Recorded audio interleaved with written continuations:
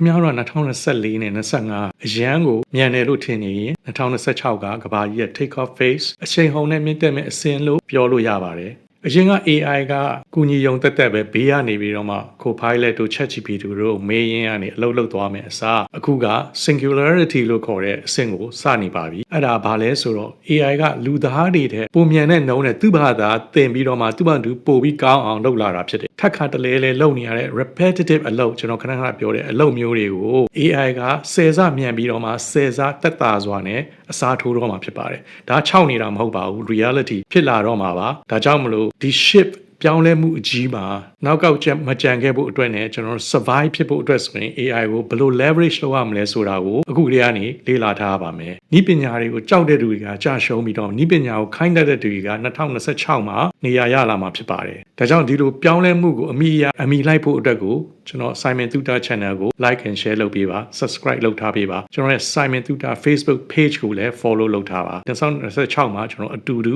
လက်တွဲပြီးတော့မှလေ့လာကြမယ်စူးစမ်းကြမယ် AI ကိုအသုံးပြုပြီးအောင်မြင်ဖို့အတွက်ကိုကျွန်တော်စူးစမ်းကြမယ်ခုနလို AI ကသူ့အတူသင်ပြီးတော့သူ့အတူမြန်ဆန်လူသားမပါမနဲ့ဘယ်လိုလုပ်လဲဆိုတာ singularity ကိုရှင်းပြမှရမှာဒီ singularity ဆိုတာကအတူချုပ်ပြောရရင် AI ကလူသားတွေထက်ပိုတော်သွားတဲ့အချိန်ပိုပြီးတော့ထက်မြက်သွားတဲ့အချိန်ကိုဆိုလိုတာပါပုံမှန်ဆိုရင် computer တွေကတော်လာအောင်လူသားတွေက software တွေရိုက်ထည့်ရတယ် program တွေရိုက်ထည့်ရတယ်အဲ့ဒီအားနဲ့စပြီးတော့ train လုပ်ပြီးတော့မှ AI ကိုသင်ပေးရတယ်ဒါပေမဲ့ singularity ရောက်သွားတဲ့အခါမှာ AI ကလူသားတွေသင်ပေးစရာမလိုဘဲနဲ့သူ့ဘာသာသင်ယူသွားတဲ့အဆင့်ကိုရောက်ရှိသွားတာဖြစ်ပါတယ် AI ကသူ့ထက်တော်တဲ့ AI အသစ်တစ်ခုကိုသူ့ဘာသူထပ်မံတလဲလဲထပ်ဆင့်ပြီးတော့မှသင်ကြားပြီးတော့မှပိုကောင်းအောင်သွားလုပ်သွားတာဖြစ်ပါတယ်ဒီလိုအဆင့်ကိုရောက်သွားပြီဆိုရင်ဒီ AI ကအရှိန်အဟုန်နဲ့တိုးတက်ဖို့ပဲရှိတော့တယ်ဒါကိုကျွန်တော်ကြောက်စရာမလိုပဲနဲ့အဲ့ဒီကအရေးကြီးချောင်းကိုဘယ်လိုလိုက်သွားမလဲဆိုတော့ဒီဗီဒီယိုကိုအဆုံးထိကြည့်ပေးပါပြီးတော့2026မှာလက်ရှိလုပ်နေတဲ့ knowledge work တွေရဲ့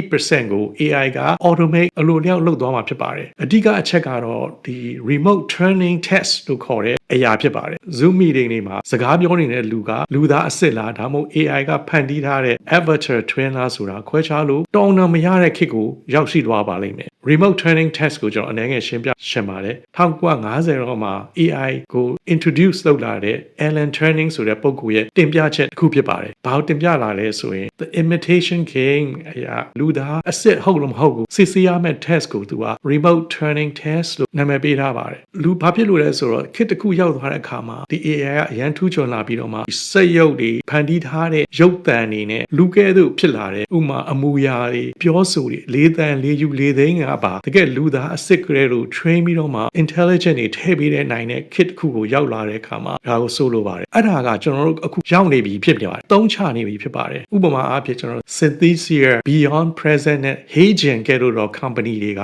recording ကြိုလုပ်ထားတဲ့ video အဆင့်ကိုကျော်လွန်ပြီးတော့ real time recording အဆင့်ကိုကူးပြောင်းလာပြီဖြစ်ပါတယ်ဒီအရာတွေကတကယ်လူသားကဲ့သို့ကျွန်တော်အခု presentation လုပ်နေသလိုမျိုးကိုကျွန်တော် avatar twin ဆိုပြီး clone လုပ်ပြီးတော့မှပြောလို့ရှိရင်ကျွန်တော်ဒီ video ကြည့်ရ make sure တွေကအဆင့်နဲ့အတူခွဲခြားလို့မရတော့အောင်ကိုဖြစ်လာမယ်လို့ကျွန်တော်ထင်ပါတယ်ပညာရှင်တွေကလည်းကြိုတင်ခန့်မှန်းထားပြီးသားဖြစ်ပါတယ်ဒီအရာက2026မှာ reality ဖြစ်လာမယ့်အရာဖြစ်ပါတယ်အဲ့ဒါကိုကျွန်တော်နဲ့ podcast အတူလုပ်ခဲ့တဲ့ကျွန်တော် next chapter ကိုနေရဲ့ Heygen example လေးကိုကြည့်ရအောင်လုံးဝမျက်စိစုံမိတ်ပြီးတော့မယုံပါနဲ့အဲ့ကောင်ကအတူကျွန်တော်ကဒီမှာအစ်စ်အဲ့လိုဘယ်လိုလုပ်မလဲ Heygen ဒါကြီးပေါ်လာတယ်ဗျကျွန်တော် recording နေလိုက်ကျမကတော့ဂိမ်းတွေကိုမစော့တော့ဘူးပေါ့နော်ဒါပေမဲ့ဂိမ်းတွေမှာပေါ့နော်ပြောချင်တာပြောလန့်ချင်ပြမျက်နှာပြအဲ့ဒါပြီးသွားရင်ဘာလုပ်ရလဲဆိုရင်Hi everyone, my name is Chan Miai and I'm a girl from the beautiful country of Myanmar. လေယူလေသိန်းသူ့ရဲ့ original အတန်အတိုင်းပဲအင်္ဂလိပ်စာပြောင်းတရုတ်စာပြောင်းသူ့အတန်မဲ့ထွက်မှာတရုတ်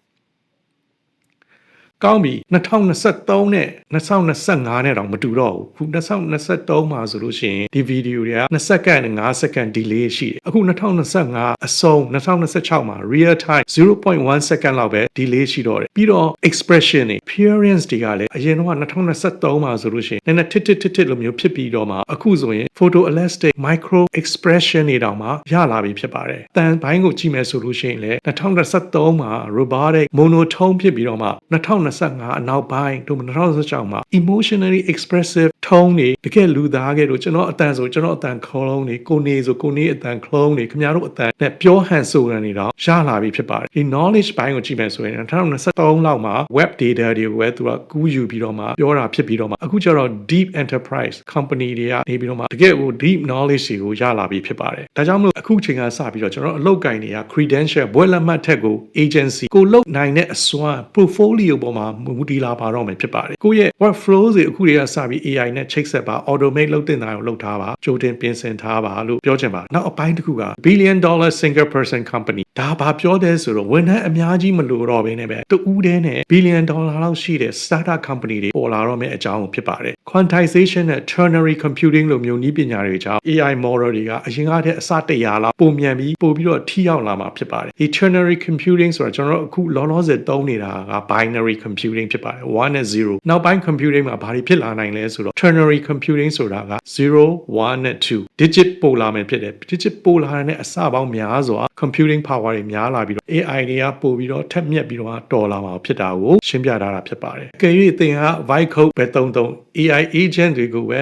သုံးပြီးပြဿနာကိုဖြေရှင်းအချိန်တိုထဲမှာကျွန်တော်လုပ်ငန်းတွေကိုဖန်တီးလာပြီးတော့စီးပွားရေးကိုဖန်တီးလာပြီးတော့မှတိုးတက်ကြီးပွားဖို့အတွက်ကိုလုပ်ငန်း opportunity တွေဒီ entrepreneur တွေရဲ့အတွက်ကိုခွင့်ရေးတွေကများလာမှာဖြစ်ပါတယ်။နောက်တစ်ခုပညာရှင်တွေခန့်မှန်းထားတာ robots, cars and physical AI ကအစများစွာပို့ပြီးတိုးတက်လာမှာဖြစ်ပါတယ်2026မှာကကားတွေနဲ့စက်ရုပ်တွေကကိုယ့်အကိုအပြည့်အဝမောင်းနေနိုင်စွာ level 5 autonomy ကိုရရှိလာမှာဖြစ်ပါတယ်။စက်ရုပ်တွေကိုအများစွာထုတ်လုပ်ဖို့အချိန်လိုသေးပေမဲ့ဒီ physical AI ရဲ့စွမ်းဆောင်မှုကိုဘယ်သူမှညှင်းနိုင်တော့မဟုတ်ပါဘူးအရင်2023နှစ်တုန်းကဒီစက်ရုပ်တွေရဲ့ digital capability ဒီလက်ချောင်းလေးတွေလှုပ်ရှားပုံတွေကအရန်ကိုအကျန်းပေမဲ့အခု2025နောက်ပိုင်းမှာလှုပ်ရှားပုံတွေကပုံမိုပြီးတော့ fine tuning တွေဖြစ်လာပါပြီပညာရှင်တွေကဘာခန့်မှန်းထားတယ်ဆိုတော့ longevity the pills for the age of reversal သက်ရှင်နှုပြမှုအတွက်ကိုအရေးကြီးတဲ့အချိုးကွေ့တစ်ခုဖြစ်ပါတယ်ကျွန်တော်တို့ကအကျန်းမာရေးနဲ့ဆေးပညာတွေမှာ AI ကိုသုံးချပြီးတော့မှ research တွေကအရန်မြန်လာတဲ့အခါမှာ Dr. David Sinclair ရဲ့ epigenetic programming နည်းပညာတွေကလည်းတိုးတက်ပြီးတော့မှစမ်းစစ်လာကြပါတယ်။ဒလကိုဒေါ်လာရာဂဏန်းလောက်နဲ့နှုပြိုစေမဲ့နည်းပညာတွေပေါ်ပေါက်လာပါတယ်။ဒါတွေကိုကျွန်တော်လည်းမသုံးသေးပါဘူး။ဘယ်သူမှတော့မသုံးသေးပါဘူး။ဒါတွေကဘေးထွက်ဆိုးကျိုးတွေဘာလေးရှိမလဲဆိုတာလည်းစမ်းသပ်ဖို့အများကြီးလိုပါတယ်။ epigenetic programming ကိုနည်းနည်းရှင်းပြချင်ပါတယ်။ epigenetic ကကျွန်တော်တို့ခန္ဓာကိုယ်မှာကျွန်တော် DNA gene လို့ခေါ်တဲ့ဒီမျိုးရိုးဗီဇအရာတယောက်နဲ့တယောက်မတူဘူး။ gene တွေအရာကိုကျွန်တော်တို့အသက်ကြီးလာတဲ့အခါမှာကျွန်တော် DNA gene တွေကတဖြည်းဖြည်းနဲ့ပုံမှန်လုပ်နေတဲ့အလုပ်ကနေပြီးတော့မှပိတ်ပြီးတော့မှတချို့ gene တွေကို turn on လုပ်တယ်တချို့ gene တွေကို turn off လုပ်တယ်အဲ့ဒီဟာတွေကို control လုပ်တဲ့နည်းပညာက epigenetic programming လို့ခေါ်ပါတယ်အသက်ကြီးသွားမဲ့ gene ကိုပိတ်ပြီးတော့မှအသက်နှုတ်ပြိုနေတဲ့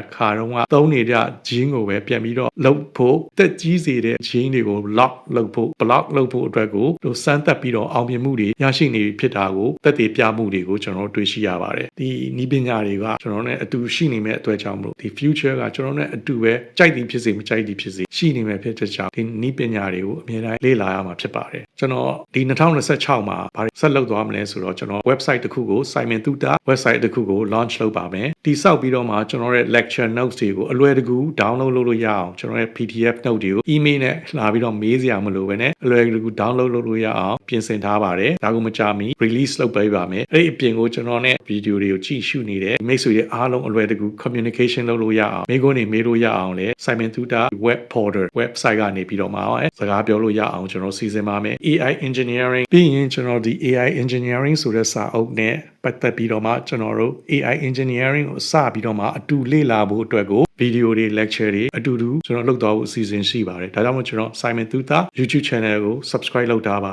like and share လုပ်ပေးပါ Facebook page ကိုလည်း follow လုပ်ထားပေးပါအားလုံးစိတ်ချမ်းသာကိုယ်ချမ်းသာနဲ့အောင်မြင်မှုတွေရရှိနိုင်ကြပါစေ AI နည်းပညာဆိုတာဘာလဲ AI နည်းပညာကိုဘယ်လိုအသုံးချလို့ရလဲ English လို့မပြောရင်ရော AI နည်းပညာကိုလေ့လာလို့ရနိုင်လားဒီတတိယမေးခွန်းနဲ့ပတ်သက်ပြီးတော့ YouTube channel လေးတစ်ခုနဲ့မိတ်ဆက်ပေးပါ Simon Tuta လို့ခေါ်တဲ့ YouTube channel လေးပဲဖြစ်ပါတယ်အဲ့ဒီ YouTube channel လေးထဲမှာလက်ရှိ IT field ထဲမှာအလုပ်လုပ်နေတဲ့မြန်မာလူမျိုးတစ်ယောက်ကမြန်မာလူရှင်းလင်းတင်ပြပေးထားတာကိုတွေ့ရမှာပါ။ဘာရောက်လေ့လာကြည့်ရှုဖို့အတွက်တိုက်တွန်းလိုပါတယ်